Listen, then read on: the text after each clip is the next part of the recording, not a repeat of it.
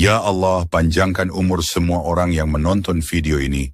Angkatlah penyakit bagi yang subscribe, dan luaskan rezeki setiap yang like serta share video ini.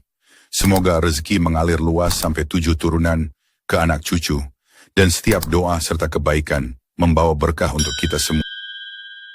Bismillahirrahmanirrahim. Assalamualaikum warahmatullahi wabarakatuh. Alhamdulillahi rabbil alamin, wassalatu wassalamu ala asrafil anbiya'i wal mursalin wa ala alihi washabihi ajma'in, amma ba'du.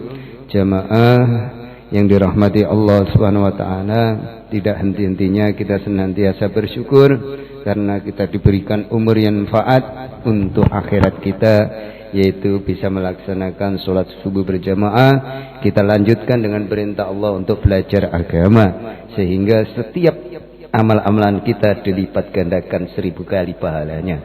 Itulah gila kita senantiasa istiqomah belajar ilmu agama, yaitu mendengarkan taklim. Jamaah yang dirahmati Allah Subhanahu wa taala, kemarin sudah sampai ketiga pembahasan kita tentang 12.000 keutamaan di dalam melaksanakan sholat. Yaitu yang keempat, memperhatikan waktu. Ada 3 waktu yang harus diperhatikan. Memperhatikan posisi matahari, bintang-bintang, dan yang lain supaya mengetahui waktu yang tepat pada zaman ini digantikan dengan jam. Nah, ini kemarin sudah kita bahas. Berarti kita menginjak yang kelima, menghadap kiblat. Jadi syarat kesempurnaan sholat menghadap kiblat ada 3 yang harus diperhatikan. Secara zahir badan menghadap kiblat, hati menghadap Allah Subhanahu wa taala, sebab dialah kiblat bagi hati kita yang sesungguhnya. Jadi kalau kita menghadap kiblat yang sesungguhnya itu tidak mungkin karena arahnya jauh, yaitu kiblat yang sesungguhnya adalah ada Allah di dalam hati kita. Menghadap kepada Allah Subhanahu wa taala dengan sepenuh adab. Jadi kita penuh adab. Kalau sholat ada soft-softnya ronggang, segera diisi, jangan sampai ada yang longgar. Karena Rasulullah mengatakan bila longgar, maka di dalam longgarnya itu akan mencerai-beraikan umat Islam, karena di situ ada setan yang akan menggoda dan tidak membuat kita khusyuk. Maka kita diperintahkan untuk rapat di dalam sholat, lurus di dalam sholat. Apapun yang terjadi di dunia ini, Allah dan Rasulnya yang kita teguhkan, yang kita ikuti. Karena itulah yang membuat kita akan menjadikan dapat ridhonya Allah Subhanahu wa taala. Bila itu kita tidak lakukan, berarti melanggar apa yang disyariatkan oleh Allah dan tidak mengikuti daripada sunnah-sunnah baginda Nabi Muhammad SAW, yang itu dinamakan ingkar sunnah. Kalau sunnahnya kita tidak jaga, adabnya kita tidak jaga, bagaimana kita akan dapat ridhonya Allah Subhanahu wa taala? Begitu jelas Rasul menjelaskan yang begitu gamblang, maka ini yang harus menjadikan patokan, menjadikan rujukan bagi ibadah-ibadah kita. Apapun yang dikatakan manusia, kalau tidak dari Rasulullah, jangan diikuti. Karena semuanya itu akan menjauhkan diri kita dari Allah, hanya untuk mencintai dunia semata. Yang keenam, yaitu niat. Terdapat 3 hal harus diperhatikan. Sadar akan sholat, apa yang akan dikerjakan.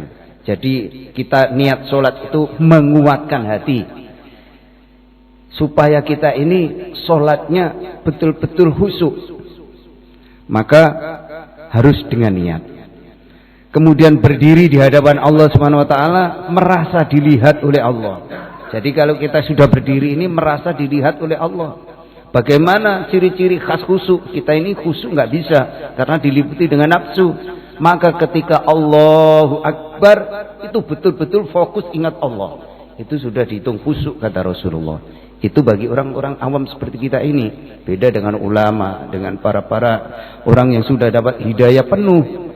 Apapun yang terjadi di sekelilingnya itu tidak terasa. Seperti Sayyidina Ali tertancap panah, ketika rukuk suruh nyabut panah tidak terasa. Bagaimana kok sampai bisa seperti itu? Itulah derajat-derajat orang yang sudah diberi hidayah, diberi keistimewaan oleh Allah ketika sholat tidak merasakan apa-apa.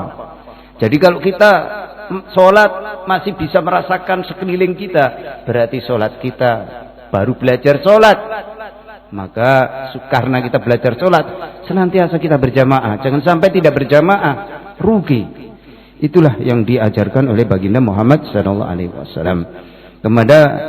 Kemudian merasa bahwa Allah Subhanahu Wa Taala mengetahui keadaan hati kita. Jadi kita sholat ini Allah itu tahu seluruh isi hati kita. Maka fokuslah hanya kepada Allah. Maka akan mendapatkan keridhaan daripada Allah Subhanahu Wa Taala.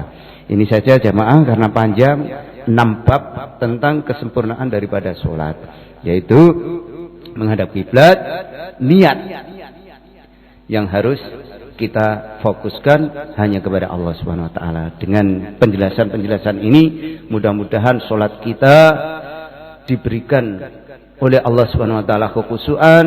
Sholat kita mendapat asbab hidayah bagi keluarga kita, anak cucu kita. Kelak ketika kita sudah tiada karena perbuatan kita, maka Allah akan turunkan kepada anak cucu kita anak-anak yang soleh, anak-anak yang bisa memperjuangkan agamanya Allah Subhanahu Wa Taala. Allahumma amin. Mari kita tutup dengan doa kafarah majelis.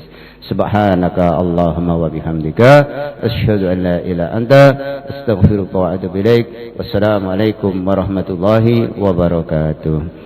Allahumma shalli ala Muhammad ya Rabbi salli alaihi wasallim.